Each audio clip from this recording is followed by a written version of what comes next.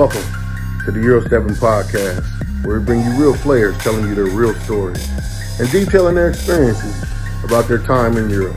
Today we got a really, very special guest. We have a BSL Turkish League All-Star Game MVP. We have a Greek League All-Star. We have a Spanish League Most Spectacular Player.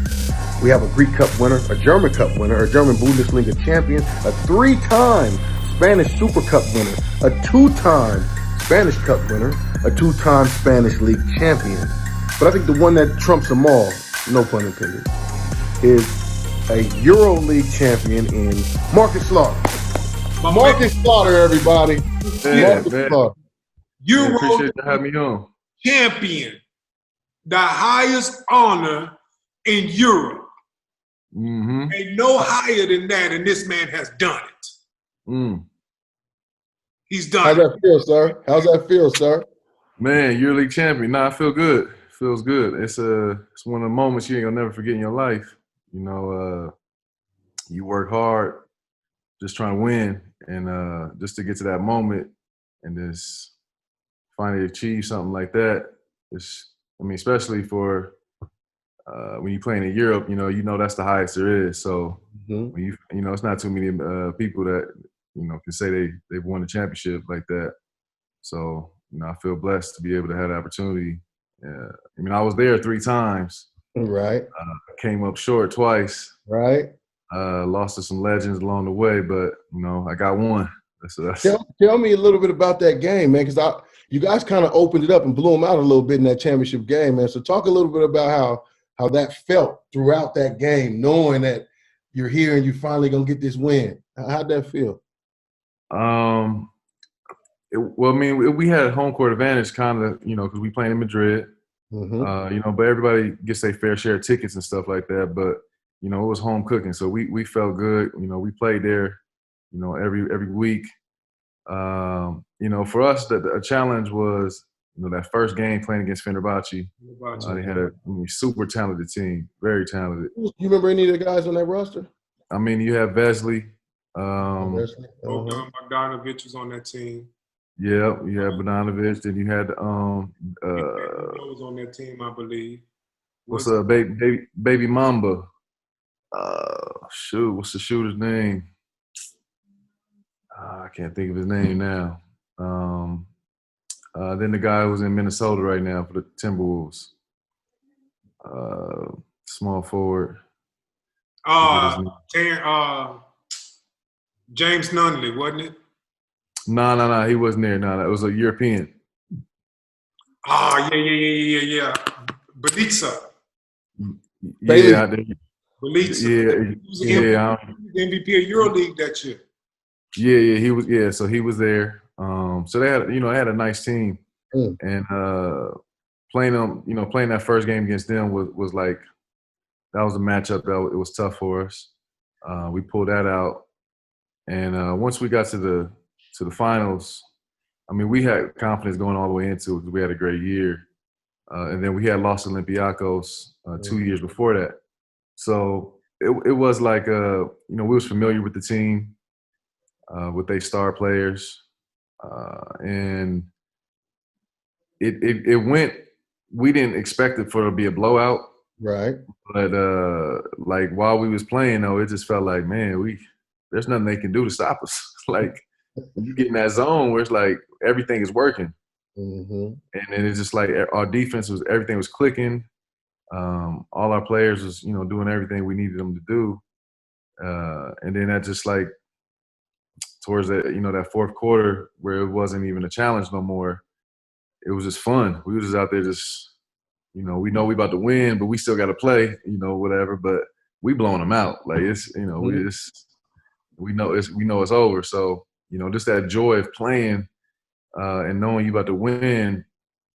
It was an exciting feeling. And then finally to win with your family in the stands, all your fans that's been there throughout the whole year, in front of everybody, just to celebrate after the game, going to the city, knowing you the man.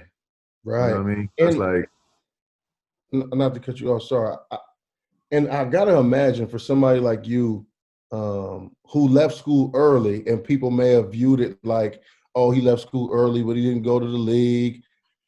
I know in your situation, there was some doubt from folks thinking that you maybe have made a questionable decision, but I'm sure getting to that mountaintop and like living the life you're living now, I'm sure there's got to be something in there that feels like. I mean, I can't say that, like, as you get older, you stop living for everybody else. And, Absolutely. you know what I mean? In the beginning, you feel the pressure of society and how people talking and saying this, you're a failure and such and stuff like that. That's how you feel. So you start to feel that way and believe it. But then as you get older, you just like, man, all that stuff goes away, and you just living for yourself, living for your family and stuff. So after a while I'm playing in Europe, I let it all go. I let the whole NBA thing go away. Right. I didn't stress on it no more. I never looked at like, regrets of like I should have did this or I should have did that. You could do that all day long, no matter what. That's just life. You gotta make decisions. Absolutely. But it did feel good to have a successful career and still continue to have a successful career right now. Right. It does feel good, but not to prove other people wrong. Sure. It feels good for myself, Right. To ultimately know that, I mean, you're gonna make decisions when you're young, and they gonna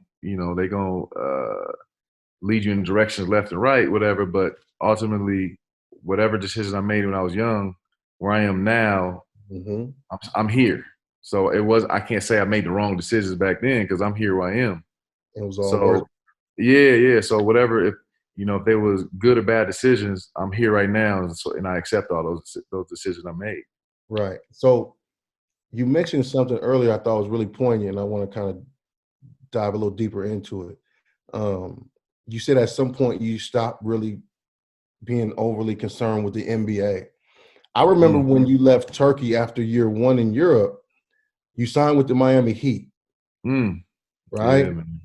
So after signing with the Miami Heat and that playing out the way that it did, at what point would you say you came to that place where you said, you know what, I don't need to chase that. I can live a great life doing this here, right? At what point did that hit you? I'll tell you the story. So from the beginning, as growing up, back in the States, I don't know nothing about Europe. Right. I don't know nothing. Zero. You know what I mean? I don't know anything about it. Right. I just seen it in history books. That's all I know. Right. So I remember my agent telling me like draft day and all that stuff, like after it was over. And I was actually supposed to go to Seattle too. I was number 40th pick. They picked what's Mohamed Sene or whatever. You see how that turned out. But Shots fired. Right. And so when we did play him over here in Europe, I did make sure I made a point.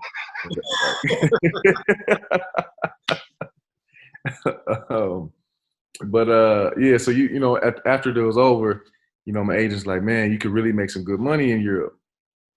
And I'm not thinking of money, like I'm not thinking of anything but look, like I just want to be in the league. That's all I'm thinking. I don't know what Europe is, what they got to offer, nothing. I don't know about cities, nothing. I don't care. I don't care about any of that. Right. Doesn't mean anything to me. You could tell me he's telling me like, look, you can make millions and all that. I'm like, I didn't process any of that. I didn't process money, So when I finally get over there, my first year, like it was in Turkey, it was like, man, what is this? Like, this is like, I don't even know how to adjust to this my first year. I don't know what's going on. I don't know how they live, the language, the food, the freedom that I have, like not being able to do what I want to do. Like, I'm like, it was rough. So after that year, I finally get my chance. I'm like, all right, cool. I signed. Everything's going good. And I'm in camp, and it was a competition. Me and Alexander Johnson went to Florida State. we had 8 preseason games. I averaged around 13, 14 points. Led the team in rebounding during the preseason. And my whole competition is him. Like they told me, like, look, I'm trying to beat him. You know what I mean? That's all I care about. I don't care about anything else. So, I'm just looking at how it's going. He's not playing too many games. He's not doing much in the practices and stuff like that. Like he's forgetting plays. And I'm like, man, I'm having a great preseason. Like I know I'm good. I'm playing good. We get to the end preseason. It's over. D Wade comes to me like, young fella, hey, you had a great season, great preseason. You're gonna be on the squad. Shaq talking to me, you're gonna be on the squad. I'm like, damn, they already telling me, yo, you need to look for a spot to live. Get your suits, everything. I go do all that. I go get my suits. I go get me a condo. I'm staying in one of Shaq's spots. And then it was the deadline for that to make it or not. And Pat Riley calls me, and he said, you had a great preseason. Unfortunately, it's a numbers game. I'm 21. Yeah. I'm like, numbers game. He's like, unfortunately, it's a numbers game, and we're just we're gonna go a different direction, go on this side. So I dropped the phone. I'm crying on the floor, crying. Like, damn, I'm gone. I didn't make it. So I didn't understand what happened. I talked to my agent and stuff like that, and he explained to me. I didn't understand. Like, it's a numbers game. I didn't know what that meant. All I know is you put the ball on the floor, on the court, and like you play. Like you just play. Right. Whoever's better, that's who's better. That's it. That's all I know. I don't know politics. I don't know that game. I don't know any of that.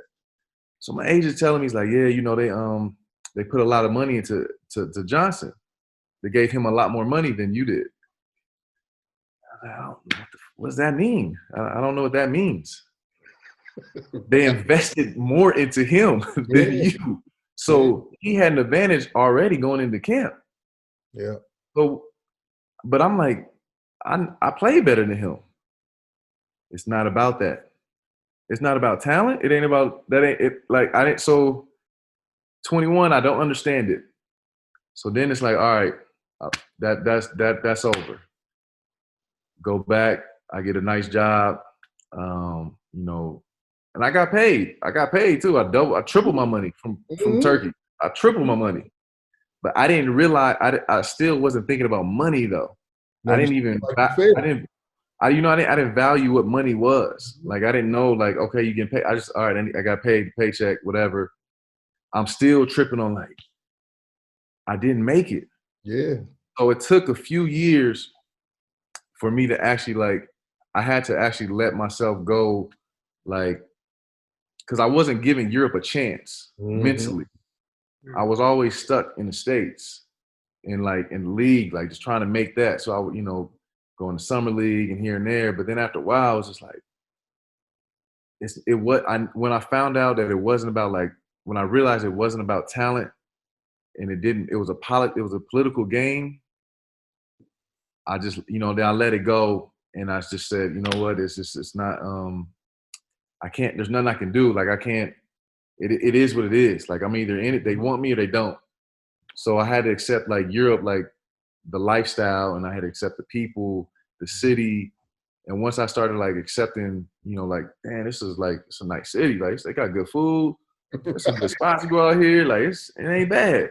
Right. Then I started to realize and then I started thinking about money. Then I was like, damn, I'm getting a nice check. I'm like, man, this ain't bad. This ain't bad. I can do this. When you started to realize that, what country were you in? Oh, it was. So I was in Jerusalem. And I had went through a few places in Germany, France. When I got to when I was in Nancy, I actually started enjoying my life. So I was in Nancy. I was in France, Nancy, and I had great teammates. But it was more of a life outside of basketball. So before that, it was just practice, go home, get on computer, practice, go home, get on computer, watch movies all damn day. That's all I did. When I started to actually like hang out with my teammates, go outside, go drive to trips, go to places, hang out at their house, and get involved with like their wives, like, they cooking, we playing games, and it was like a family. I mean, I like this. Like I enjoyed myself. Mm-hmm. And then that's when I just let it go. And I was like, I like this. I like how it's going. I like this lifestyle. I can live this. And then I started thinking about my next job as far as like, I want this and I want money. Like, I started understanding like value of money, like what it is. And like the cities, like understanding like, that would be my question. Like, yo, we got a team over here and such and such. I was like, so what's the city like? They got anything to do? Like, I want to know more about the city now. Before it was just like, wherever I can play, I just got to get my numbers up. That's all I care about. I got to get my numbers. Numbers. That's all they teach you. Numbers. You got to get numbers. Yeah. Then after that, I just started to enjoy just like living in Europe. So I started liking it more. And then I just let it all go. I stopped thinking about the NBA. I stopped watching the NBA. Like I didn't even look at it no more. Then I started not liking it because I felt like they weren't even playing right basketball. Yes. Yo. Yes.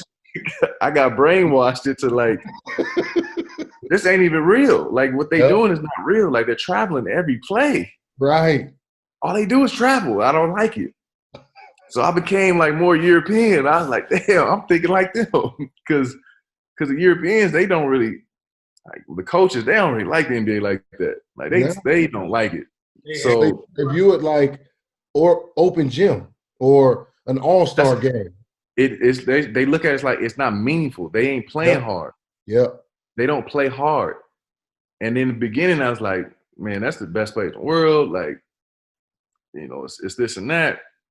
Then after a while, I started seeing it and playing in Europe. I was like, man, they don't play hard. Right. They can't play hard 82 games. No. They're not playing hard. There's no way they're playing hard every game. No, they're not. Mm-hmm. And then I'm looking at it, it's like they traveling. I was like, I can't watch it no more. So I literally just stopped watching.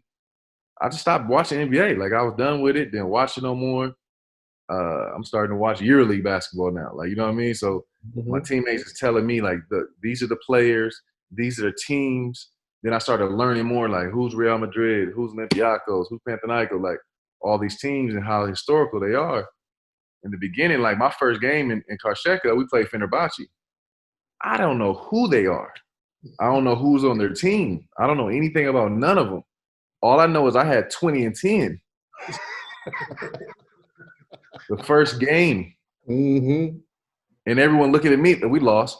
But they looking at me like, damn, you killed Fenerbahce. And I'm like, I don't know who they are. Exactly. I don't know anything about them.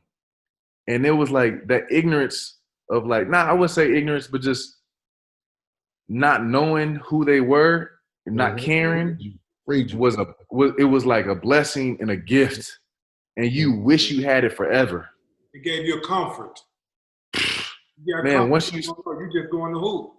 You just playing. You're not thinking about nothing. You don't think about where you are, you just playing. Mm-hmm. And that was when you played your best. And then, after that, of course, it gets down to like, the coaches and all the other stuff you got to deal with. But, I didn't know any of these players and none of that stuff. So, then it's just like, I forgot exactly what you were saying. No worries. I had a question for you though, based on what you just said. Tell me this. One thing that I really enjoyed about you as a teammate was your energy, right?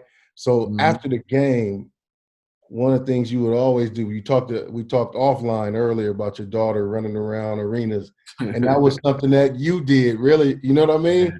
Yeah. And I think now that I look back at it, I mean, I don't know that you were consciously doing this, but it felt like you understood marketing almost, right? It felt like you were kind of branding yourself and marketing yourself in a way. Not saying you were doing it intentionally, but I had no clue, nothing. Mm-hmm.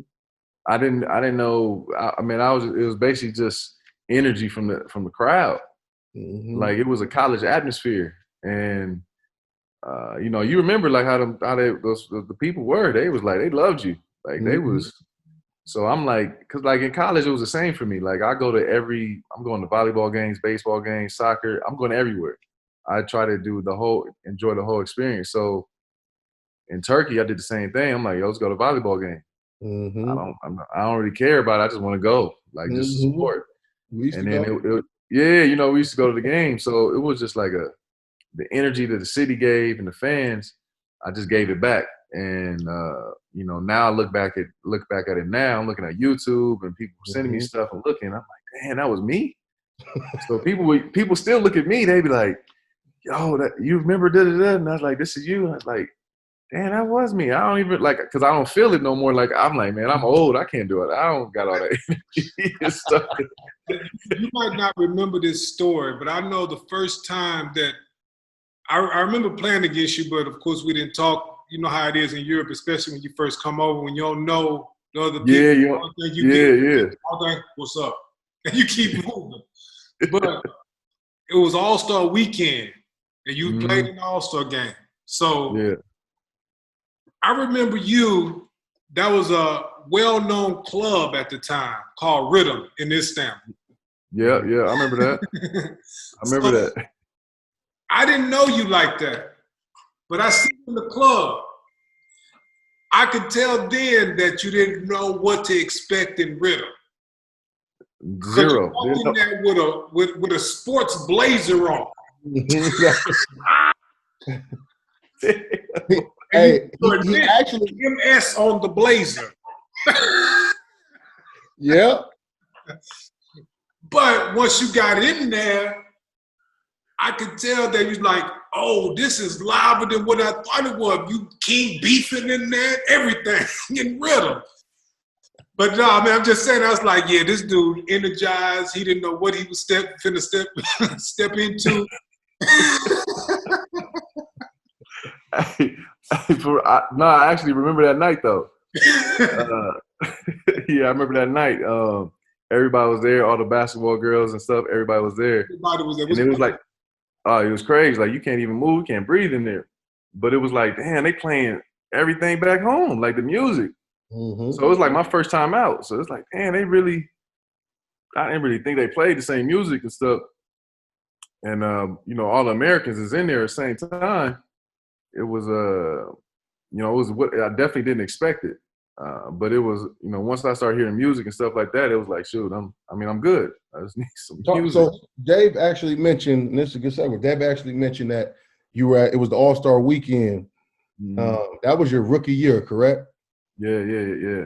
I think you won MVP of that All-Star game, didn't you? Yeah, that's true. Yeah, I did. Yep. Yeah, that's true. Yeah. Hey, talk a little bit about that experience as a rookie coming in, winning All-Star MVP, and just setting your career off right. Talk about that a little bit. I mean, once again, I was just playing.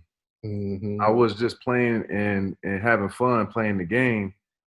And I wasn't, you know, I got called being an All-Star or whatever. I was like, oh, this is cool.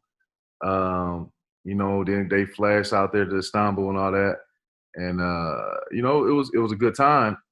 And then playing in the game, I'm not thinking of trying to be MVP or nothing. I'm just like, you know, just having fun. Everything was just having fun and just relaxing, playing basketball, having fun, enjoying it, not thinking of the future of this. Like, oh man, if you know, you do well in this game, or, you know, you can prepare yourself to this. I didn't think about nothing, but I was always in the moment of every game. I was in the moment, every game, like just in the moment of what I am right now. That's dope. And I think that being in the moment every game all the time, that propelled my career, you know, because after that, like I said, I tripled my money that first year. And, you know, and didn't know what I did. So, you know, being, you know, and that still carries with me. Like people still remember, like, yo, you was the All-Star. And, you know, just like last year, I've made the All-Star team. Which is and crazy. now but now I understand it. I can understand it and feel it, like, and like, I cherish a little bit more now, though. Back then, it was just another game. you know, stuff, you know, you watch on TV, whatever, but I was always in the moment. That's all I remember about the, you know, that rookie year was being in the moment, enjoying it, and not thinking about the next year, nothing. That's dope. We got Marcus, I know you came over as a young age, and like all of us, we didn't know what to expect while coming to Europe. What was your thought process in your mind right before coming, you know, getting on that plane? Like, what was your thinking about where you was going? What's going to happen? Man, I was scared. Man, I was nervous. I ain't gonna lie, I was Hey, nervous. keep real. Did you cry? Nah, I ain't cried. Nah, I'll tell you why I didn't cry. Nah, I didn't cry. I'll tell you why I didn't cry though. I had my pops he came with me. I can't. I was like, I can't go over here alone, man. I was like, I ain't never been on a plane this long. This is crazy. Like, I'm going over the water. Like, I don't know where I'm going. So my dad, he came with me. He stayed with me for about like 2 months. Make sure, you know, I got established. And shoot, he loved it more than I did. He wasn't trying to go home. but shoot, my mom was like, yo, you got what you doing? You gotta get back. So, you know, so yeah, it was tough, man. I didn't know, like you said, I didn't know what to expect. You know, what it's gonna smell like, what the food I'm gonna eat, like, everything. I didn't know it. I didn't know what it would be. Being that your first job was in Turkey, right? And in Turkey, you know, there's a certain sound that comes through the speakers everywhere you're at certain times of day. Tell me about the first time you heard that sound. Man, yo, it used to wake me up every morning. It was like, I think it was like 5 in the morning or something. 5:30. Yeah. Yeah, there you go. 5:30. Man, every morning used to wake me up. I didn't know. I didn't know what it was. But I didn't even ask my teammates in the beginning, like, yo, what's that noise? Like, I didn't ask nobody for a while. And then when I found out, like, you know, it was religious prayer and stuff like that, you know, it was just like more of like, man, this is a shock. Like, this is a culture shock of like, we don't have this. I don't have this at home, so this is all different. You know, it's different for me. But after a while, you know, you just get used to it. It is what it is. You know, you gotta just adjust to their lifestyle. You know, what they culture. But Turkey, like, man, for Turkey to be my first year, it wasn't the easiest process to adjust to than it would be if I was going to like Israel, if I was going to Germany, more or like some other Western European countries where everybody speaks English. You know, they're more westernized. It's a little bit similar to, you know, the States, or they trying to be. Turkey is just like people ain't speaking English, especially if you in like the little small spots. The food is just, man, completely different. You know, they eating. I mean, for me at least, they eating intestines. You know, I didn't eat all that stuff. Like, I wasn't eating pig intestines at home. I wasn't eating all that. I didn't do that. So it was different. The smell. Culturally, what was the biggest shock for you? No matter the country you was in, culturally, what was the biggest shock? And is there any stories behind that? I mean, there's some story I can't really, you know, I can't say. Nah, we get into all that on here. I can't. Nah, we get into all. We get into all that on here. Nah, I can't say they little X-rated, man. I can't say X-rated stuff. I can't say that, but I can say that. I can say that. I said probably the. I mean, it was definitely. It had to be Turkey just because it was all the people wearing, you know, the cover-ups and stuff like that. and seeing so many people wearing them. Mm-hmm. I didn't understand. I didn't understand anything about it, and I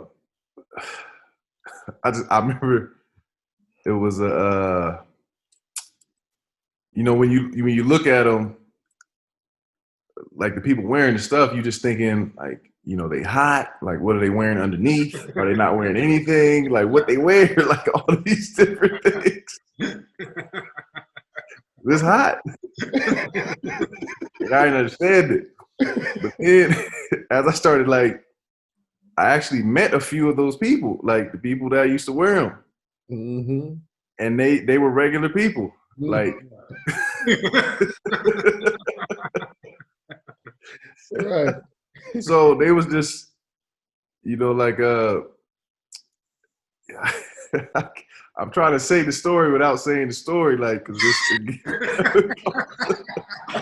like when I don't know what comedian was that when he said when he was doing the President Clinton voice, he was like, Osama, lift up that veil. Unveil hey, right. and hey, that's true. And right. that's exactly under there. Hey, that's Jamie Foxx. Yeah. That's exactly what happened.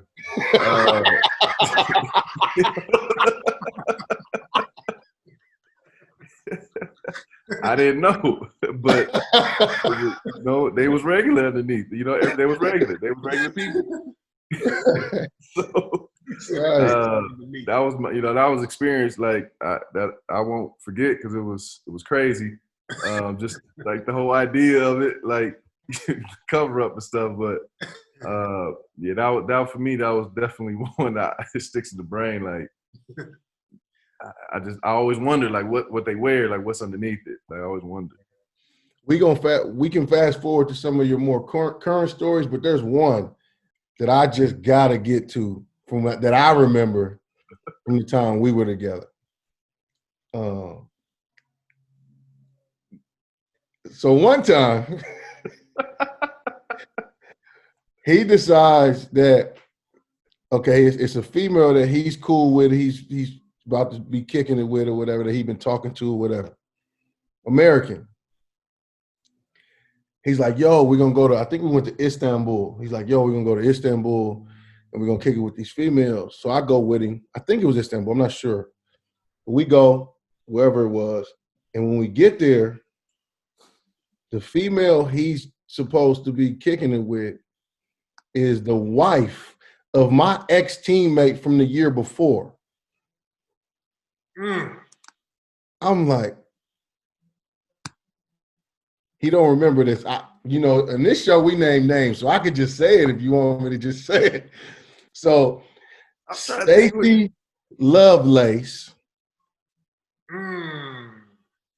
Stacey Lovelace was a female hooper, was in the WNBA at the time, but also playing in Turkey. She was good. Played for Besiktas, if I remember, but man, that boy. Man, you didn't hear what he said, Dave. You missed the whole. I heard what he said. But I tried to. I heard it, but I was trying to smooth over it because I'm thinking like, boy. No. So my team, this man right here put me in such a tough spot. I was like, hey, yo. Her husband used to give me cuts in their apartment last year, dog. Like, what you want me to do?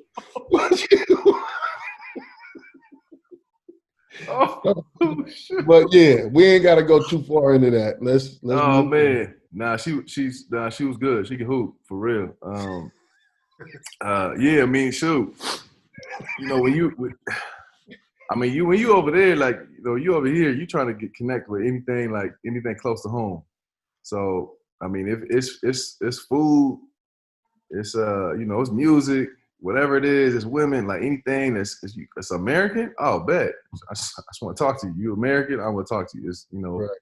Starbucks, it's McDonald's, it's music, whatever it is. You want to connect to anything that reminds you of home. So yeah, I mean that that happens to everybody. Everybody was trying to do the same thing. we We were savages before we even knew we were savages. That's a fact. That's a fact. Marcus, I want to ask you. You played against a lot of players over in Europe, as we all have, right?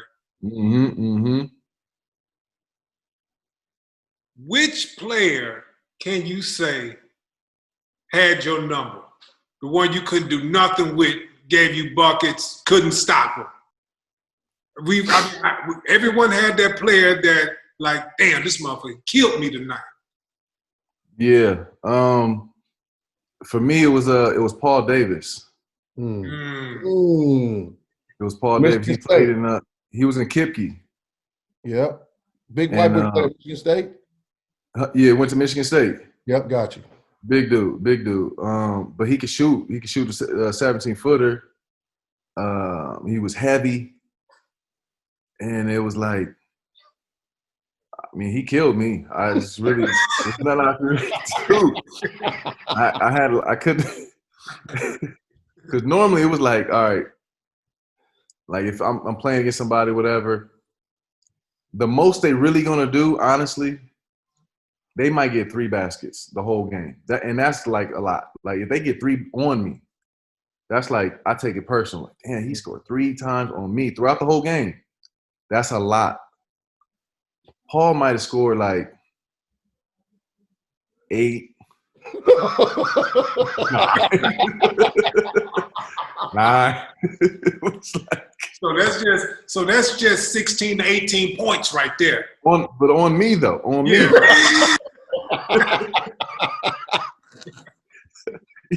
On me, against me, like I'm guarding him.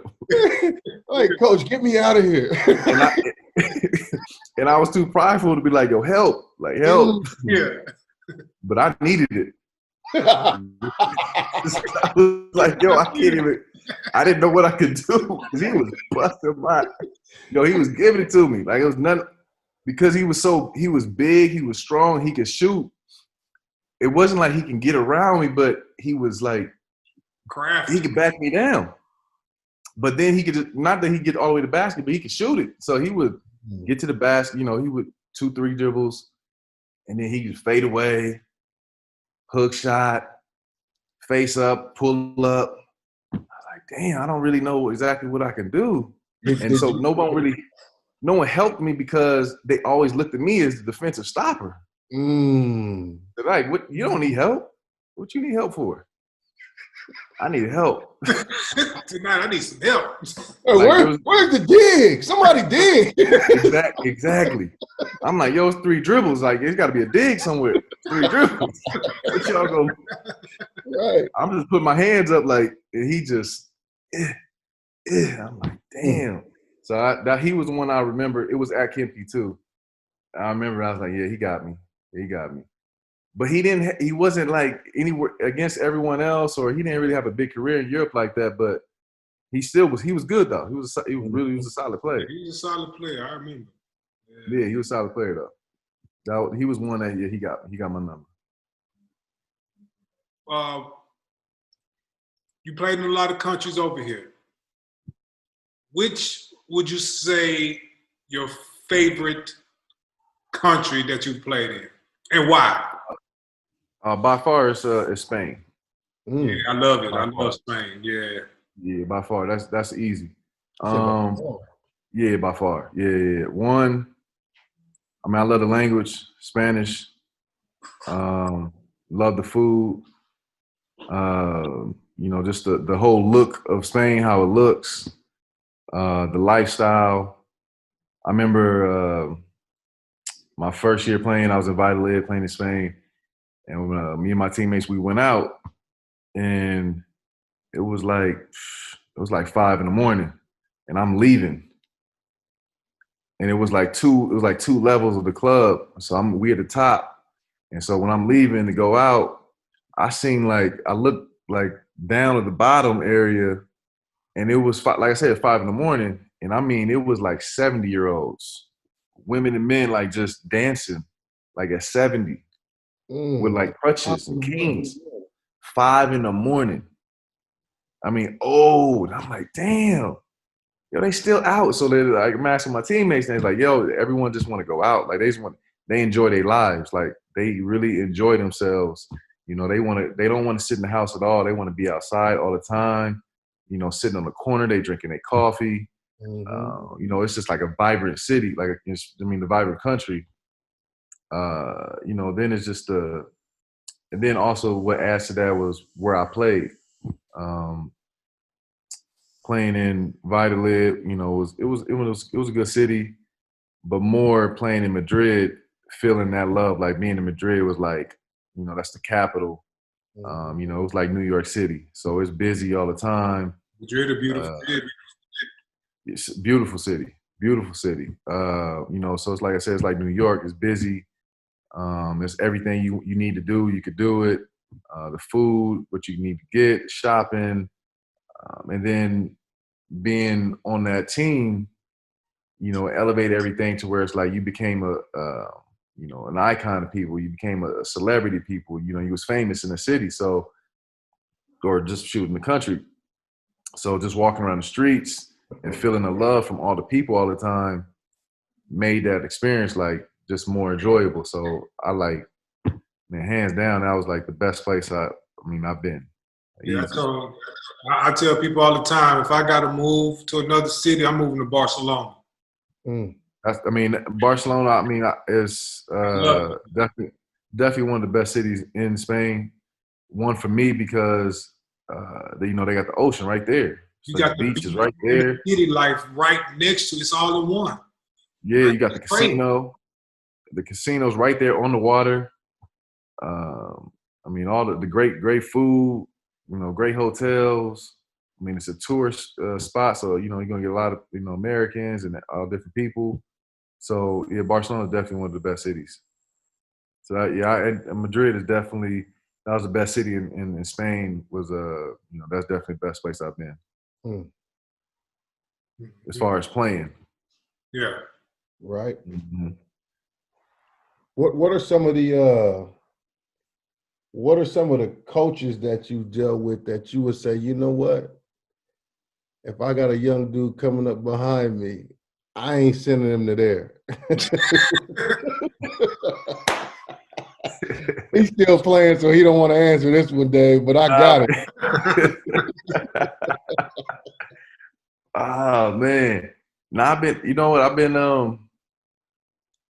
been blessed with some coaches where they ain't really did nothing crazy.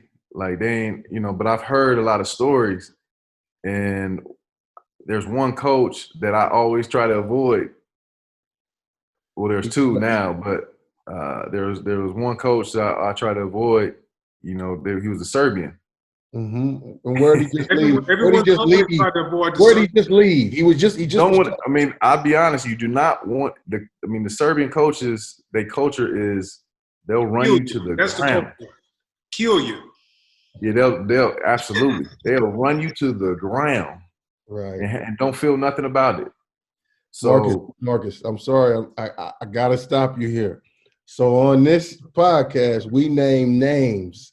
So what you're doing is really crafty and clever. You've been media trained and all that good stuff.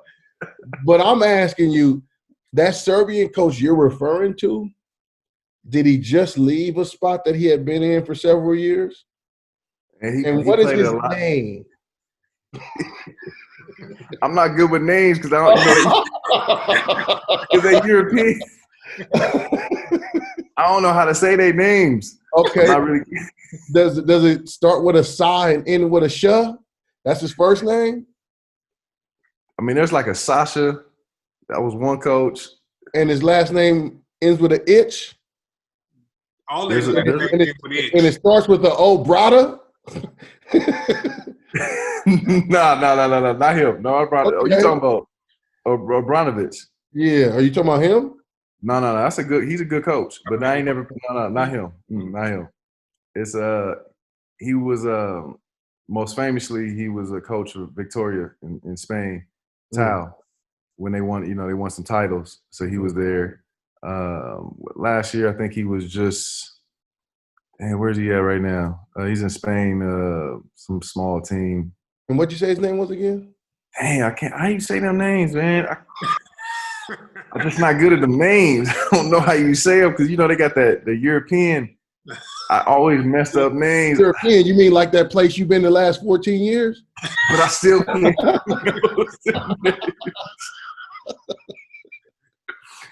Can't pronounce the names, man. Oh, okay. I just remember like he was in Panathinaikos one time, and I got an offer from Panathinaikos, and he called me on the phone, and he's like, yeah, I want you to come over and everything. I want you, like you can help our team out and all that. I was like, man, I really appreciate the offer. That's a big team. It's a big team, but I can't go. I can't make that. I ain't gonna do it. There's no way because the year before, I knew a couple people and they were like a couple bigs, and they were going there and they was just getting hurt left and right. Yeah, because he was running them upstate the stairs like the stadium, like 3-hour practices, three practices in a day. Like he was just it was just OD. It was too much. And it was like, nah, that's everyone told me like you don't want to play for him. So I always try to avoid him. But he was a good coach. He won. He won and everything. But it's just that wasn't for me. That wasn't me. He won like championships at the EuroLeague level, or he won. He won the Spanish league with Tao when they who did I think had Luis Scola, I think maybe was on the team. Splitter, like he had some good players on his team, but that's where he was. That was the years before we even came to Europe, I believe. Yeah, so he was, he's been a legend for a long time. Yeah, he was a legend a long time. I had a teammate, Casey Jacobson, and he was telling me the same thing. He was like, man, they offered me all this money and stuff, but he's like, man, I had to just give him the money back. I just couldn't come back. I was like, no, there's no way. I just can't play for that coach because he would run you to the ground. Casey Jacobson, the shooter, went to Stanford. I played against him in college. Absolutely, yeah. Man, he used to play. I knew KC. He used to play against my brother in high school when he was in Glendora. So, I mean, I was watching him since I was a kid. So right here, I actually have a list.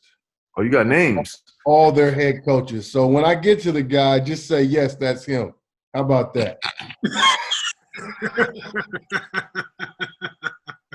Are we referring to Dusan Ivkovic? Oh, that sounds familiar. That sounds familiar. Sounds familiar.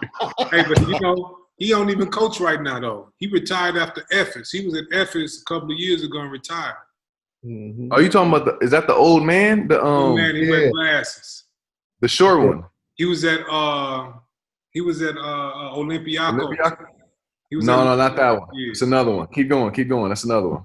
Okay. Let me keep the party rolling. The names, there's so many names, I can't really they all sound the same to me. And it's not Velimir Perisovic. Nah. It's one of them Viches. Not Zoran Savic, it's not him. Luka Pavicevic.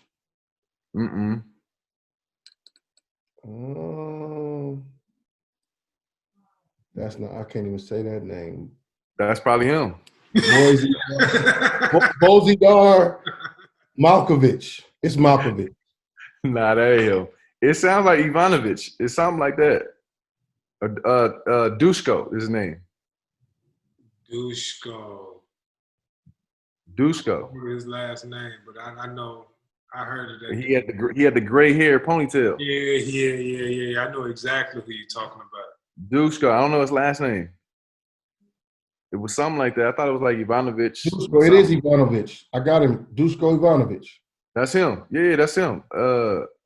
He was a coach of Besiktas a few years ago. Yeah. I know exactly who you're talking about. Yeah. I got him right here for you, lined up. Mm-hmm. He was killing them too. And they had to send him away because they was losing. That's him. I want to make sure we shine the light on him. Yeah, that look about right. That look about right. That look about right. All right. I had to avoid him. And then the word was out. The word was out. I was like, nah, man, I can't go. I can't play with him, man. I need my knees. And so yeah, there was some. Nah, I couldn't do it. Couldn't do it. I got another question, man. What is the trick to having a 14+ year career?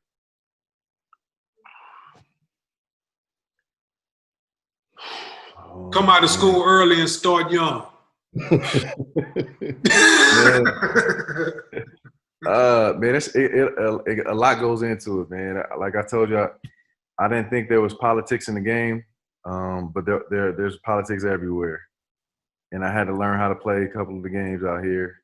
Mm-hmm. You know, it's just health. Health is another one. You know what? Honestly, having a good agent, representation, that's big. It's big in Europe. Mm-hmm.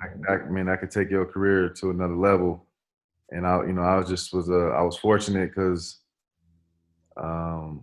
my first few years was cool. It was just straight talent and stuff like that. And I was getting good jobs and stuff. But when I got to the agency where I'm at now, with Bale Basket and Excel back home,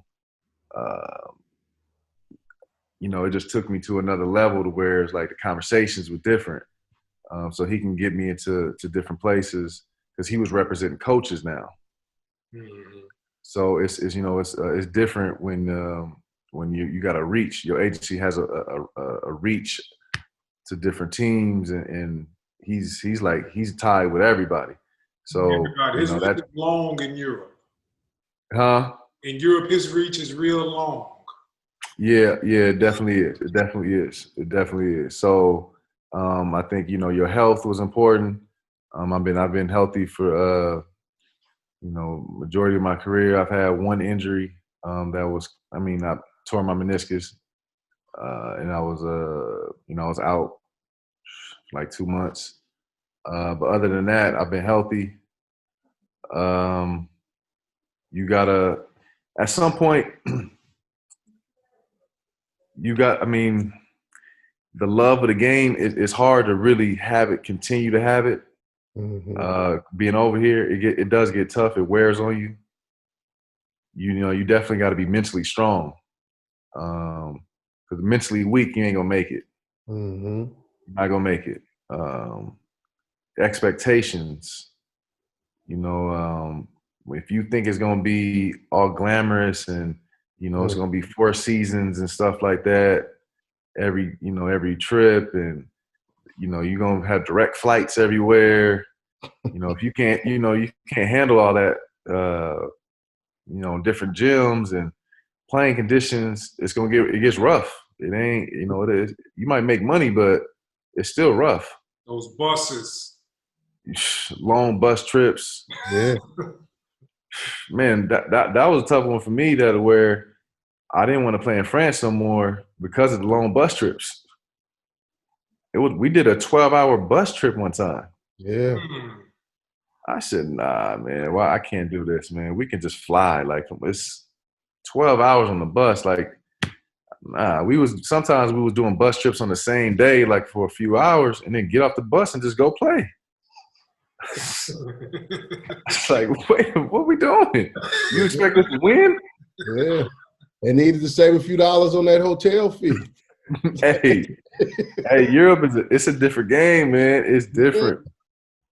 It's different. They think different. Everything is different than it is back home. So, it's a lot that plays into it. Talent isn't everything. Once again, it's not all about talent. But one thing that really, really helped me in particular was I figured out, like, in Europe, it's about the team. Mm-hmm. Right. You got to be able to really help the team. Yes. So majority of the time, like, I talk to coaches, and the one thing that they're like, the stigma on Americans is they don't think about the team. They just want to come over here and get their numbers and score. Yep. And then the higher level, when you get to the higher level, that's not going to work. there's only a very small select few of players that are Americans that at a high level that actually get to go and get a bucket. Mm-hmm. It's not many of them. So it's like when you But learn, like, everybody look, thinks it's going to be them. we don't. Everybody does wish they were this and Kobe and all that, but there's only one. Right. Only one LeBron. There's only one Kobe. It's only one. Right. And it's dude, I could name all the players I remember seeing. Like, yo, those are the bucket getters right there. And it wasn't like, it's only a few. Like I said, it might be like 3 or 4. But it's a team game, and when you figure out if you can help your team win, it could be the small things. Yeah. Them coaches look at it. They notice. Yeah. They notice. So for the young players, it's more of like, you got to figure out how to fit in to help your team. Don't hurt your team. Mm-hmm. It don't got to be about you and like about scoring. It got to be, there's other things you can be able to do. But it's just not about scoring. Like, I can find anybody that can score. Anybody. Like, literally, I can find anybody on the street that know how to score. But to play this game, you got to play it together as a team, and that's what they love. Like, they love teamwork. Yeah. If you look at, like, I always argue with my teammates as far as, like, who's, like, the GOAT of American, who plays in Europe, right? And he's on the all-decade team. So if you was to talk about the all-decade team, who was one of the best Americans to play in the last 10 years in Europe, you would think that, this player, like, he has to be – and there's only – I think there was only one American – I think there was only 2 Americans on the team. But you would think that this player is a scorer. He had crazy numbers. And so I argue with my teammates because – the person is Kyle Hines. Mm-hmm. I saw that. Now, when you look at Kyle, when you look at his game and stuff, and you break it down and you watch him and stuff like that, there's no like, man, this guy, he can get you a bucket. That's not his game. He's not gonna get you a bucket. That's not his game at all. But he's so valuable to the team. His teams win, and it's not an accident that he's on. He won 3. Yeah, so I think he won 3. He won 3 championships, 3 EuroLeagues. Yeah, it's just not an accident. He's part of these teams because he really helps the team win. Yeah. So, and he's considered, like, if you talk to any European player, they think he is the guy. They like, man, this dude is, he's great, dude. But if you look at back home and you look at him play, you're like, yo, he's not really doing anything. I don't really see getting 5 rebounds and 7, 8 points. Like, I don't understand what's going on. What's the big deal? He's 6'4". He's a center. He's 6'4". I don't get it. Exactly. You know what I mean? Like, he's not shiny. Kyle does whatever it takes for his team to win at the moment. He can lead the game with 0 points, but shut his man down. Exactly. One of the things I talk to these guys about is when you get over there, your job is to make yourself indispensable. Mm-hmm. And that's what he's doing. That's what everywhere. And it's not, like I said, he might not look the part. The stats might not, they might not look so good, but he helps the team win. And that was, that's why he's considered like one of the best Europeans. One of the best Americans to play in Europe. He's won everywhere. He's won. He's got 3 championships. Like, you can't argue against the man winning. And he's been the captain of the Russian Cheska team. Like, what the? Exactly. Been the captain, first American to ever been a captain of a Russian team. Right. So it's like, it's not. There's a reason. So it's not like that's the thing you got to learn is it's about the team. So you got to make yourself a team player, but also you got to if you're a scorer, you got to be able to score, but within that team system. Absolutely. So that was one thing I figured out. Like, look, this is a team thing, and I had a Spanish coach, and he said, look, you can do this, and you can be better than anybody. Your talent level, you could be the best at this. And I was just like, man, all right, I get it. And then I just started to say, I'm about to be the best defender there is. Pick and roll, I'm about to destroy every pick and roll. Like, I'm going to be the fastest runner on fast breaks. I'm like, I just made myself like, I'm going to be the best at it. And it carried me to, to being on, the championship team in Madrid. I wasn't like, I'm on Madrid and it was like, yo, we need you to score. It's like, nah, we got Rudy Fernandez to score. We got Sergio Llull to score. So it's like, you just got to fit in, and we got to be able to use you, and you can help us win and not help us and lose. Like, just help us. And so, that's what I focused on. And then ever since, that's, my career kind of like took off. Focused on not being a star, but being a star in your role. I mean, that's what they say. That's what they say. I mean, I heard that before, and that's what they say. But it's true, especially over here. It's true, 100%. It's definitely true over here. I know back home, you grow up as an American, it's all about scoring. You play one-on-one all the time. Over here, now one-on-one games, that's not their thing. The Europeans they're not good at one-on-one game. They're not good at that. Only, like I said, there's only a select few of those that can play a one-on-one game. If you're in practice, tell me this: at the end of practice, are your European teammates playing one-on-one when it's over? No. What are they doing at the end of practice usually? Shooting. The things that they have to do when that ball gets swung out the double team, or when that ball gets shoots. Right. They shoot. Right. Like, literally, that's what they're doing after practice. They shoot. Yeah. And if you're a young player, you're last. You're last to leave. You got to shoot. Like, you got to do everything else. But that's what they do. They shoot. Like, everyone can shoot. I mean, it's like over here, the fundamentals it's the biggest thing that stands out, the fundamentals. Like, you have to be able to shoot, like, and dribble. If your guard is your position, like, you got to be able to dribble the ball, like, left-hand dribble, left-hand layup, like, the fundamentals. But shooting is like, that's a key. That's a key. So that's what they working on all the time, is shooting. One-on-one, it's a few, like, young players that want to play. It's fun. But they're not playing to, like, sharpen their skills. It's like, it's fun to play sometimes. Back home, it's like, I'm trying to, like, I got to figure out this move that I'm trying to work on, whatever. They don't care about that. They don't think about none of that. Their moves are very simple and basic. Like, very, very simple.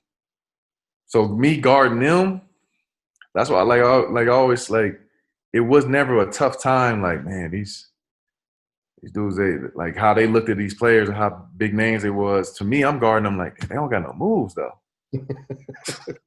So one-on-one, I can really, like, this ain't really, they ain't really got nothing. So I'm playing, back home, you got to play somebody that could really go one-on-one. Marcus, man, we really appreciate you coming on, man. It's not every day when we're able to get a champion on the pod. Where can people reach you at, man? How can people, follow your career, follow, what you're doing, like Instagram, Twitter? Now, first off, I want to, say I appreciate, the invite. Definitely enjoyed it. Been good catching up with my boy, Al. I ain't talked to him in a minute. So it's definitely a pleasure for me to be able to be on the podcast. My Instagram is m_slaughter44. Right now this year, I'm in Greece and Athens, playing for Ike. So if you follow the BCL, the Champions League will be in there. This is going on my 14th year, like I said. And God willing, I got a few more. Yeah, man. Appreciate you taking the time to join us, man. We had a good time. Yeah, appreciate it.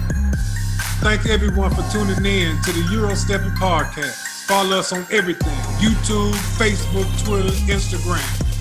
EuroSteppin podcast, no G. Because we got all the game.